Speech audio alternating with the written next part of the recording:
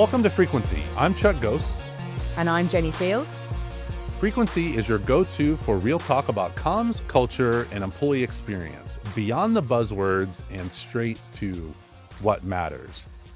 Jenny, to kick things off this week, I want to talk a little bit about health and energy, because when we recorded the last episode, I'm going to steal one of your words, we were both a bit poorly.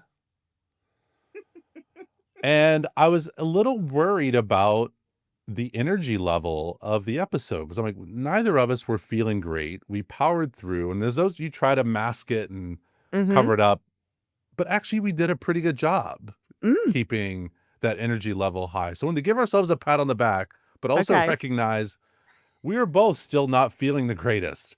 But we love doing this, and so we're going to keep doing it and powering through it, and sometime we'll deal with why we keep trudging along. I did say to people that I was chatting to this week that I've learned in the 10 episodes we've now done, this is our 10th, that if I'm tired or I'm not very well, I just get a bit more ranty and a bit more annoyed. So that's my tell. If I'm really going at it, then you know I'm a little under the weather.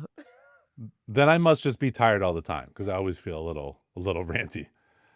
A couple things I wanted to talk about too. One, Jenny, I want you to share, because myself and Ecology are now supporting your Comms Reboot event coming up later this month in Toronto. So I just want to give you a chance to talk a little bit more about that with the listeners.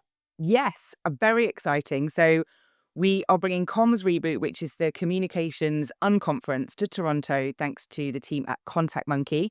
It's on the 25th of June. We've got about 50 people registered to come already, which is great. We've got a maximum of 80 that we can have. So very excited about that. And I'm so pleased that you're on board, not only to have Ecology members being able to come along and benefit from that, but also to have your expertise in the room alongside our other partners who will help facilitate the session. So we've got Pinaki from Local Wisdom, we've got Andrea from Vision to Voice, we've got Priya from Inner Strength, we've got Rebecca from Bucket List, and also the team at Contact Monkey. So I just think we've got such good knowledge and expertise in the room to help facilitate the discussions, which is really exciting. And the tickets are still less than $100. So I'm really hoping we'll get all of those 80 people in for the 25th of June.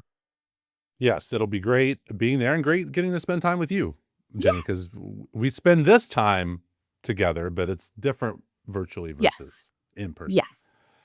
Last thing before we get into your articles, I want you to help me pick a term that I've been struggling with here a little bit. And it goes to things that I keep seeing on LinkedIn, where it seems to be the cool thing to point out everything that's wrong or pick apart things that aren't working, but present zero solution or any sort of insight into how to fix it, because it's easy to pick things apart. So some of the phrases I've come up with, because I'm going to start calling it out on LinkedIn, but I want your help in picking this.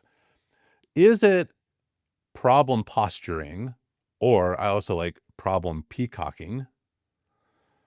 Is it negative signaling, which is people always like framing things in opposition without any input or constructive input? Or diagnostic without prescription? People are like naming the illness, but they're not suggesting the cure. Because the behavior I do not find helpful when you're just saying, here's everything that's wrong, but you're not actually wanting to fix it or remedy it. Any of those stand out to you? So I quite like negative signaling, because I think it does what it says. I think that problem posturing or problem peacocking could kind of need a bit more of an explanation. And I think that might sound too much like a bit of a buzzwordy thing. Whereas if you said, look, you're just negative signaling here, and that's not particularly helpful, I think it allows for the positive elements of that message to come through. I like the diagnostic without prescription, but that's because I talk a lot about diagnosing the root cause of problems before you fix them. So I quite like that as well. But I think I would probably go with negative signaling, because it is a problem, and it's something I was talking about earlier this week as well, that we're just talking about the problems, and we'll talk about this in one of the podcasts I've listened to about why that's not helpful as well. Okay, so it sounds like we're torn between negative signaling and problem peacocking. Got it. Okay. Jenny, let's get into your stories for the week.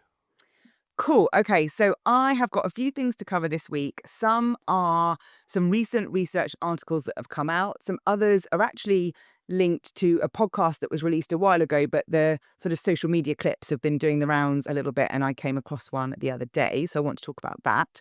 So we're going to chat over the course of the episode about the recent Gallagher Summit in London that I was at. I'm going to talk about the risk of venting, which talks a bit to negative signaling. And I'm going to talk about AI and the real future of work. But to get us started, I want to talk about some research that was highlighted to me through the Internal Comms Research Hub that I'm part of. And we get emails every now and then with the latest research and insights in employee experience, internal comms, and things. And there was a report that came through about how employee experience drives employee behaviors. And I quite liked this because it's linking something that we talk about a lot to a specific outcome behaviors, which I think is important to bring those two together. And it was the Integral Index 2025, is what it's called. And the insights from that. So this was looking at how employee experience drives the behaviors. It's an annual study. It explores how experiences and perceptions influence behaviors in the workplace. And this was conducted with 2,000 US employees in partnership with the Harris Poll. And this 2025 index looks at communication, leadership support, culture, AI adoption, all of those things, and how that affects engagement really and behaviors. So there were some key findings that I wanted to bring to the podcast today. So it says that only 54% of employees say that major organizational changes, such as reorganizations, leadership changes, or layoffs, are communicated clearly with the reasons explained. Senior leaders are 33 points more likely than non-managers to say their organization rewards performance, which highlights a real disconnect in perception between leaders and non-managers. Employees aged 26 to 44 are substantially more positive about AI than those younger or older. Fear of AI is remaining, especially among the youngest employees. So 40% of workers aged 18 to 25 express this concern compared to 26% of employees across all of age groups. So there's quite a worry there. And I think we can probably talk about why that is. The other one is that employees are significantly more likely to demonstrate positive behaviors when they believe their organization lives by its stated values. Similarly, when employees feel their personal values align with those of the organization, they're more likely to demonstrate positive behaviors. So showing that correlation between values, employee experience, employee engagement really nicely there through some research.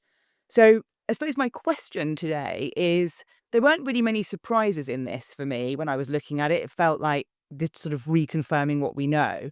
But that gap in the perception on rewarding performance felt quite big. And it felt like it was signaling maybe a bigger issue around hierarchy. But I just wanted to talk about that and any other thoughts you have on some of those sort of key stats that I've shared. Yeah, I had sort of 4 takeaways from this study. How many do you want to go through, Jenny? Go through two. Go through 2. Okay, the first one is that gap between senior leaders and non-managers, especially around rewarding performance. It's a huge fracture inside organizations. I've heard that called, when you've got that misalignment between layers, I've heard that called like altitude bias, where Ooh, the higher up someone is, the more positive the view. love that. So I think this is an example of that, where senior leaders overwhelmingly believe performance is rewarded, but drops to non-managers. So to me, that's just not just frustrating, but also has to be demotivating to see that gap between Mm, those two. And I think the other part on this is that disconnect, that the stories that now leaders are saying about performance doesn't match what employees are experiencing. Again, another fracture where leaders often see promotions and rewards as merit-based because they're involved in hmm that decision making. But if there's no transparency to it, or employees think there's favoritism or proximity bias, or there's some politicking going on inside the company, then employees are going to feel the exact opposite. of it. So that disconnect then becomes perception, which then becomes the reality of that employee experience. Hmm. True. And it's that thread that goes through. It's always that, for me, it's that always that connection between that person's perception becomes their reality. Like, and that's so hard to manage from an employee experience perspective. It's that sort of psychological contract part of it that you can't control that. That's the hardest thing to get right. The only thing you can do is get that alignment. And that alignment is so important for people to impact that perception, to impact how people feel at work. Um, The other thing I wanted to point out though is I was thinking like, what can communicators do? You've got this data. So what can they do? So I'm going to sneak in my third one here at the end, Jenny. Um, this gap could be an opportunity for them if and only if they can tell the story of how performance is evaluated and rewarded and showcase that it is visible, fair, values based. It could build the bridge between that perception and Mhm. reality that everyone has, but that only works if comms is not covering it up. If yeah. you're just putting the spin on it and actually don't believe it yourself, then don't even do it. Don't even Yeah. try. And just to jump on that, to answer that question of like, what can communicators do about it? For me, it's making sure that things are aligned to the values of the organization. I think that's probably the thing I've seen most this year so far is this disconnect between communication activity and and quite often decisions being made at a leadership level that aren't aligned to the values. I was working with a client recently where I was doing an observation of their leadership team, and in the conversation, there was a big discussion about reward and what they were doing. And I couldn't say anything because I was there to just observe. But I just kept in my head thinking, well, what's your value? Like, how does this link to your values? How does it link to your values? Like, it's got to always come back to that. And I think as a communication professional, that's part of the ask, right? Make sure you've got that link together. Definitely. I'm going to move us in to the Gallagher Summit in London themes because I'm fresh off the back of being at that event for a couple of days where we talked about a lot of different topics. So it's a 2-day conference in London, and it used to be the Simply Communicate events. Since they've been acquired by Gallagher, it's now the Gallagher Summit. Lots of different topics. There was talk about change, there was AI, there was the importance of feelings, there was how to build your confidence, there was discussions on cultural intelligence. There was a lot. It was like a mini world conference for me. Where Hmm. you get lots of different themes, lots of different tracks going on a lot. But the main themes people left with definitely seem to be around change and the human aspect of comms, like listening and feelings. That really sort of came through. There was loads of content. I went to probably about 5 or 6 sessions across the 2 days in between chatting to people because I just like chatting to people.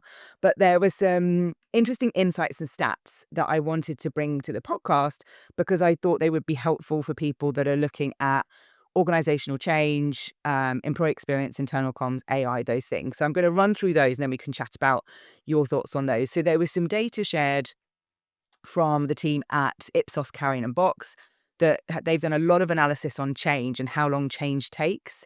And there's this sort of belief that we'll go through a change project and then we'll bounce back. But the data shows at the moment it's sort of 1 to 2 years to get back to normality.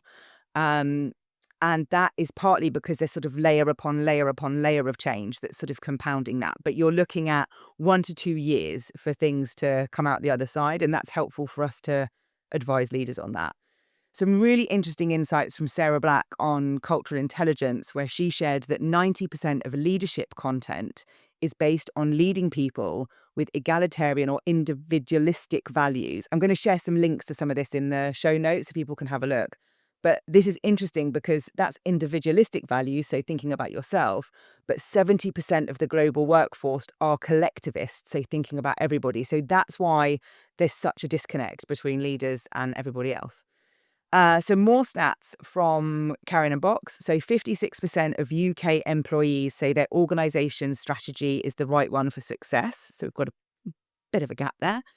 55% of employees say they trust their CEO or their most senior leader.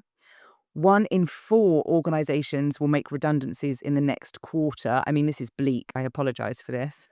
There's an empathy gap. 1 in 2 UK employees say leaders understand the challenges employees face. So we've already touched on that, and that altitude bias you used, which is definitely a phrase I'm enjoying. There was also some stats around the pace of change with technology. So there was a discussion about how long it takes things to reach 100 million users. So mobile phones took 16 years, the internet was 7 years, Facebook was 4.5 years.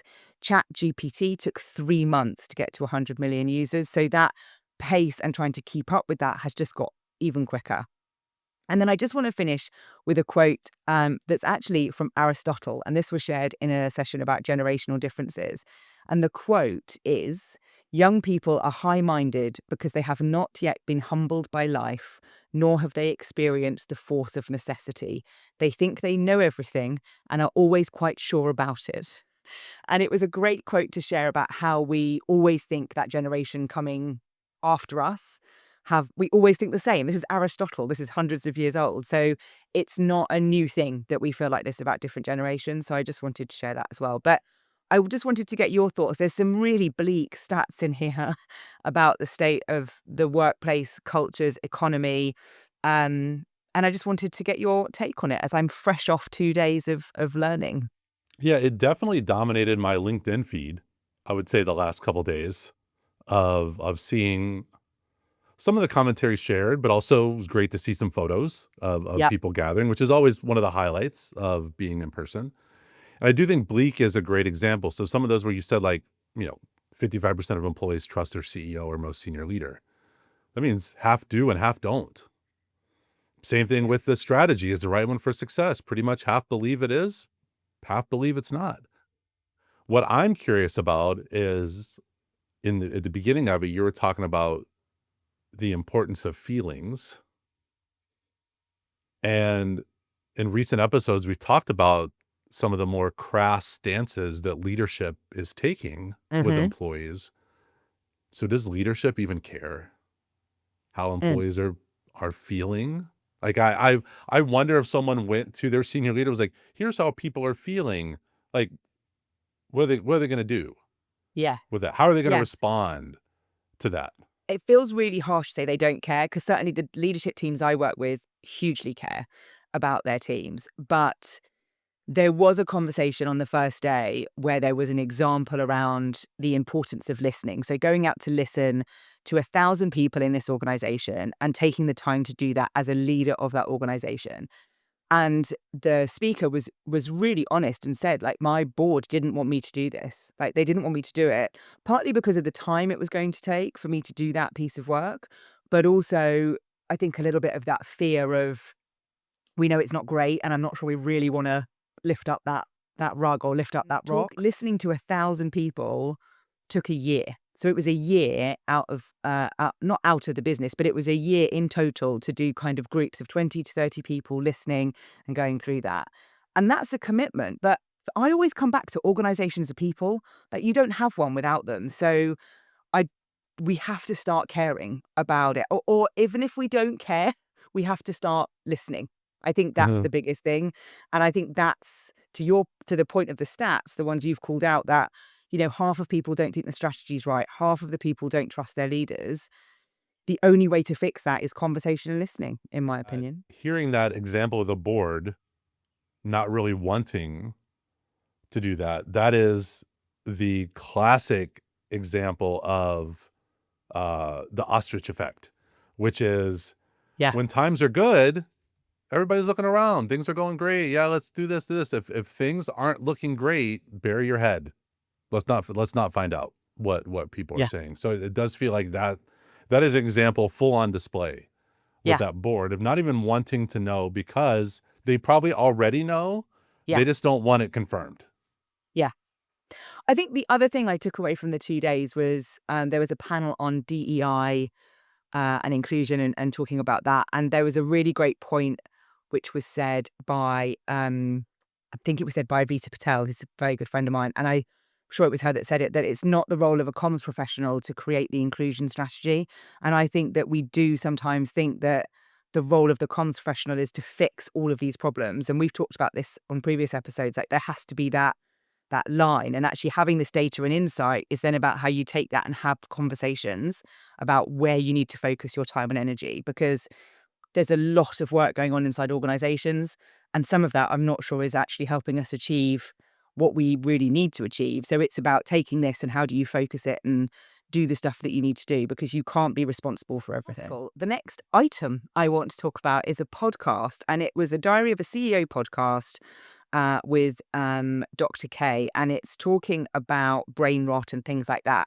But in the reason the podcast clip has started to be shared is it's talking about venting and why venting isn't the way to solve our problems. And when I heard this, I had a real, what's the word, light bulb moment about it. So this is the quote from the podcast.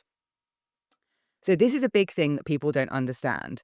The primary motivator for change is actually negative energy and negative emotion. So this is the problem with venting. If you vent and get rid of all your negative emotional energy, the drive to change will disappear. So if we kind of think about it, what motivates you the most is the negative emotion. And you can look at the neuroanatomy of things like the amygdala in your brain and what that happens and how that links to your hippocampus, which is where learning and memory happen. So we actually learn the most through negative emotions. This got me thinking, partly now linked to your first point about negative signaling on social media or peacocking and things. But I really had this moment of, oh no, I literally did that. Oh no, because we're all coming together at conferences and events in internal comms, and we're all venting. Like there's so much where people say this feels like therapy. This is really great. So we're getting all of this venting out, and then we're carrying on doing what we're doing. And I'm not saying that's the case everywhere, but there's so much talk now of we're having the same conversations we've always had for the last 10, 20 years. Nothing's really moving forward. Is that because we're all just venting? I don't know. So I just want to know what you think about it. And is it then that we shouldn't vent at all? Because, I mean, you and I are going to be rubbish at that. But how do we then take that negative and move it into action whilst also being able to share some of that? I found it so interesting about that link between the two. I had a reaction to it as well, because I think in my head, I've always thought that venting was healthy. Like you're releasing this so that you can kind of move on. But this guest makes a great point around then you're not changing anything. So it's got me to rethink something. So I have joked with people before, and I'm probably not really a joke, that if grudge holding was an Olympic sport, I actually think I would represent the US. I think Wow. Yeah. You're I, grudge spice though, right? I think I could compete. I think I would represent the country well in it, because to me that's a little bit of hanging on to it. The people that have the forgive and forget, not no, forgive, yes, forget, never. Never. I love hanging on the receipts. People will, man, I don't know when that, I was like, oh, I remember that was 2015. It was at this event, this person speaking. So I understand his thought. So I guess it's the point of venting for what purpose? Yeah. If part of that venting, a part of that releasing it is actually to make the change, it's actually to solve Hmm. the problem, it's actually to fix things, then I think that's part of using those negative emotions and negative energy to a solution. If it's venting to feel better about yourself, then yeah, you're not, it's just going to come back again later. So it really has made me think that not that you shouldn't vent, or not that you should bottle up all your emotions and press them all down deep inside. And though that does happen as well, it's to what purpose? Yeah. Why? And I'm a known ranter. And I had a boss in the past, I'll call out here Sonia Fiorenza, who was very good at times of letting me vent and rant. But even she knew at some point, stop. Yeah. Like, this is your last one. Get it out. We're not coming back to this again. Yeah. Because going back to this gentleman's point, it wasn't changing anything. wasn't fixing anything. It wasn't solving anything. It just made me feel better that someone heard me, but nothing changed. So Yeah. it took a few years to get to this point now where it's like, oh, that's right. That was her point behind it. Yeah. But yeah, it's like, to what purpose are Yeah. we venting or ranting, whatever word you want to throw in there? And I think that's my challenge for people that are using platforms like LinkedIn or places like that to kind of point out all the things that aren't good enough or aren't right. Then there has to be action. You have to be part of the solution, not just kind of signaling the problem, really. So I just thought it was so interesting, Mhm. which I wanted to talk about it. Now, my last article this week is on AI and the end of traditional work. It's a Forbes article talking about whether we're entering a post-work era. And this came across my phone from my good friend Trudy Lewis, who shared it with me after I started a random Sunday conversation in our WhatsApp chat with Advisa Patel as well, saying, if the world of work timing wise needs to change, how does that happen? So we've worked, certainly in the UK, Monday to Friday, 9 to 5 weeks. So the construct of that Monday to Friday work, Saturday, Sunday weekend. How does that change? Like, how long has it been like that? How does that change societally? Like, who makes that decision? And I went back and had a look at when it all happened and how it changed. And the Monday to Friday work, Saturday, Sunday weekend came in from Henry Ford because he wanted people to enjoy his cars more. And this was about 1908, right? So over 100 years, we've had this Monday to Friday, Saturday, Sunday. And I think wherever you are in the world, to some degree, there is this sort of 5 days on, 2 days off. They just might shift in different places. So, how do we change that? And this was my question. So, Trudy sent me this article which talks about how AI is going to shift that sort of work model, because that's what I think is a real fundamental issue for us in how technology's changed. We've had the pandemic. There's been loads in 100 years. I'm not going to list that, but there's been so much that's happened, yet we still have the same construct. And this article talks about what's going to happen. So there's a quote in it where it mentions a McKinsey study. So by 2030, a McKinsey study predicts automation could displace between 400 million to 800 million jobs worldwide. That brings the question of, well, what are we doing with our lives if it's not all work? And then alongside that, there's a quote from Sam Altman, the CEO of OpenAI, and he's saying that AI will handle 95% of what marketers use agencies, strategists, and creative professionals for today. So I feel like AI is going to be the catalyst to move this, but I also still don't know who makes that decision about how we shift this, because it's so embedded in our world that work is the majority of time and non-work is not the majority of time, that how do we make sense of that flip and how do we get okay with that? It's a big question. I know. But what do you think? It is a big question. And I think because it's such a big question, there is no anything close to a simple answer for No. this. Because I was even thinking about, even what other calendars are based on Monday through Friday and then the weekend, like school calendars, educational calendars are built Mm, on that.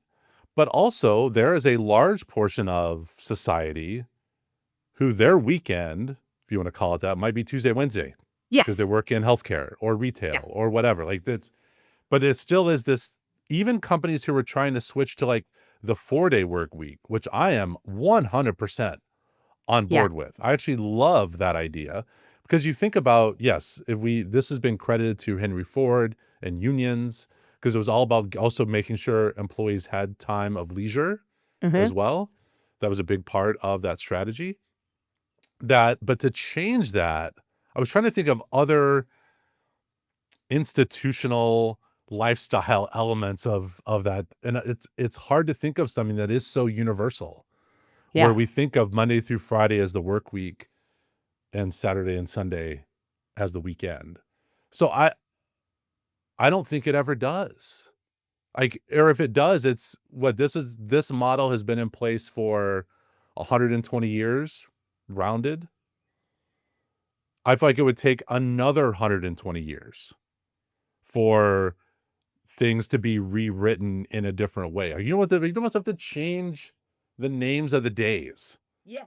to Yeah. get people to rethink that Saturday and Sunday are so synonymous with week. Like you'd almost have to change the name of the days of the week. Which think about Yeah. how controversial that would become. It'd be like I have said this would be a similar change. I don't think we should have time zones. It should just be the same time everywhere all the time. So let's say it's right. Yeah. It's 9 a.m. where I am, Jenny. So it's 2 p.m. where you are. Yeah. Why can't it just also be 9 a.m. for you and it's 9 a.m. for me? Like, or Yeah. 2 p.m. for you and it's 2 p.m. for me. And we just know, but all of a sudden my day doesn't start at 7 a.m. My day might Yeah. start at 2 a.m. But our Yeah. brains are so conditioned to think about not just work days, but working time. What time is 9 to 5? Why does that have to Yeah. be 9 to 5? Like, I don't think it does. I do think it's interesting. I'm not surprised that Sam Altman is this 95% figure. Like that's not surprising. I would expect the Mm. CEO of OpenAI to say something like that.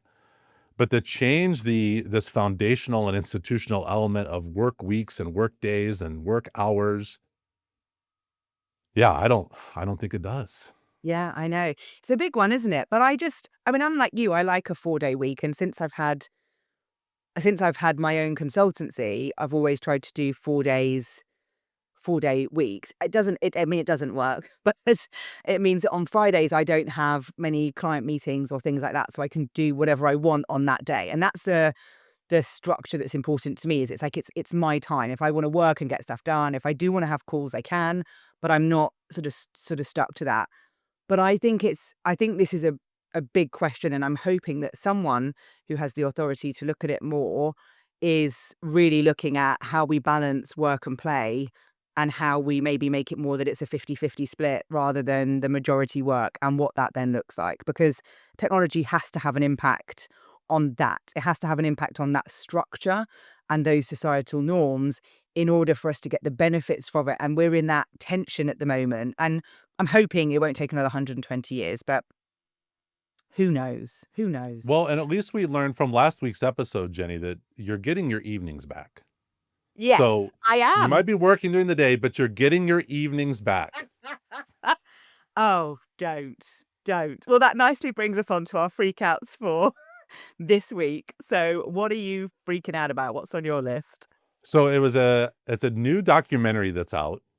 And if anybody's listened to before, I've said that the 5 most annoying words someone can say is, "Have you Yeah, seen the documentary?" But this actually is one. you're It is doing it. a two-part documentary, called Pee Wee as Himself, all about Pee Wee Herman. It was so beautifully done, and I grew up as a kid watching Pee Wee's Playhouse. I have a friendship in college that was pretty much foundationally built on lines from Pee Wee's Big Adventure. But people have to remember back then there was not this investigative details about things. So I didn't know who Pee Wee Herman was. I didn't know the history of the character of Pee Wee Herman. Yes, I knew a little bit about some of the um, challenges that Paul Rubin faced, both criminally a few times, but also this interesting scenario of him even trying to realize who is he? Mm. Is he Paul Rubin? Is he Pee Wee Herman? Like it's so well done. I do recommend part one is way better than part two. Part two starts to get a little dark and go down to some bad places, but it was really interesting for me as a kid who grew up watching Pee Wee Herman and appreciating Pee Wee Herman and very nostalgic when they were showing it, but also to see the history of him developing this character with the groundlings in LA and the reasons why Phil Hartman was in it at the beginning, but then not at the end. And just some of the challenges Paul Rubin faced with this character of who he got to be known as. So if you, I would say, are a child of the 80s, definitely watch Pee Wee as Himself. It is on Max. That's the Okay. streaming service that had it. Fantastic documentary. Absolutely loved it. Okay, I'm gonna have to watch it because I grew up watching the film Pee-wee's Big Adventure. Like, my sister and I watched that all the time, and as you're talking, in my head, I'm doing the dance that he does where Right. he's doing, and that's all I can see in my head, and you've just reminded me of so many lines from the film that I've sort of forgotten, and, the scary sort of woman in the truck when he like, yeah, Right. there's Tell him loads, tell him so Large Marge sent you. yes, yeah, Yeah. yeah, Yeah. yeah, "I know you are, but what am I? I know you are, but what am I?" Yeah, I'm Infinity. gonna have to watch it. I love it. I've gone back to being about 10. I love it. I'm gonna watch it. So it's on Max. Good, I'm gonna find it. So my freak out this week is keynotes and fireside chats. So fresh from a conference where I will always look at who the keynote speakers are, because they're often the speakers that have maybe been paid to be there. And they are often people that have a really good story to tell, big themes, that sort of stuff. And at not just this event, at other events I've been to, the keynotes have been a chat. I have written fireside chats down, but I know you've spoken about how much that annoys you. So they've been a chat. There was no fire on the stage. And I was just really annoyed because I wanted to hear a keynote. And I just think if you're doing an event or a conference or anything like that, then your keynote is the person that's setting the theme, they're setting the tone, they're getting that big thinking in right up front to really set that stage for the few days. When it's a conversation between two people, that's not doing that. And so don't say it's a keynote. Say it's a on-stage chat, not fireside. But say what it is. Don't just make it a keynote because it's the first thing, because that isn't what a keynote is.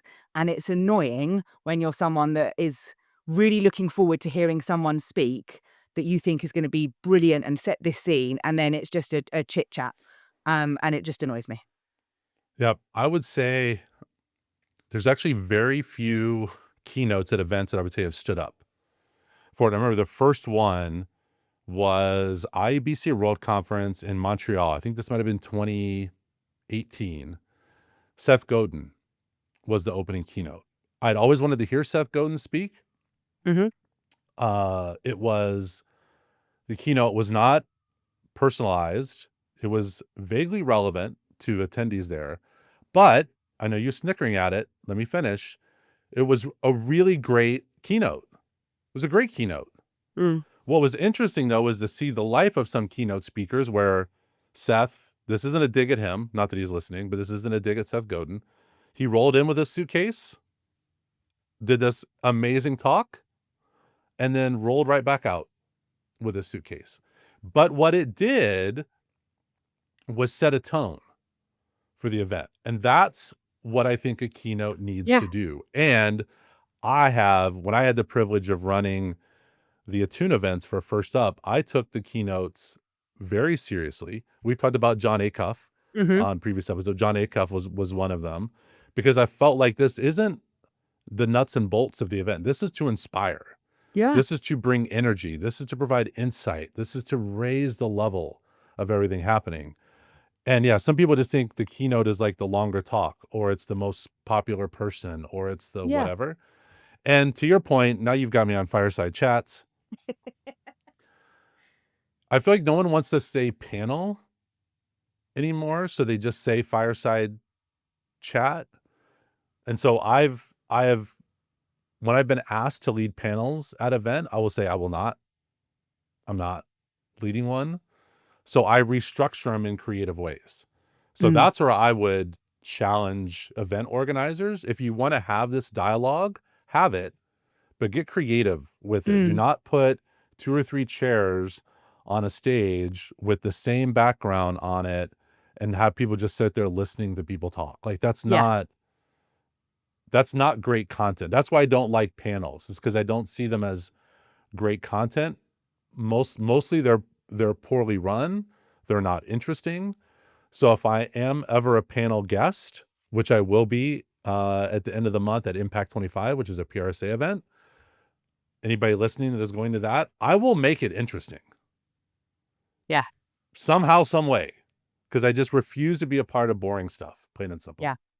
I think it's I think I think event organizers underestimate the skill needed to be a good interviewer when it is a chat, to engage, 2, 3, 400 people in a room. Like, that's a skill because otherwise you're just sat watching two people have a chat and it's a bit weird. Whereas that it's a skill, and it's something that you need someone that is a professional to be able to do that. And I think that's really important. And like I said, it wasn't just the event that I've been to recently. I've been to other events in the internal comm space where it's been a keynote and it's been a chat. And please don't do that.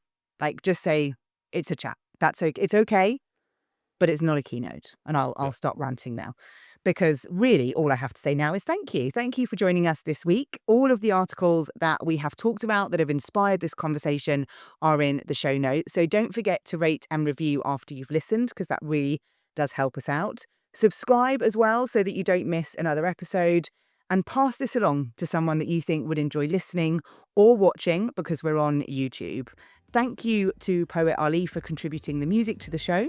And we will be back next week with more news, insights, and opinions about everything comms leadership in workplaces today. So keep tuning in and turning up.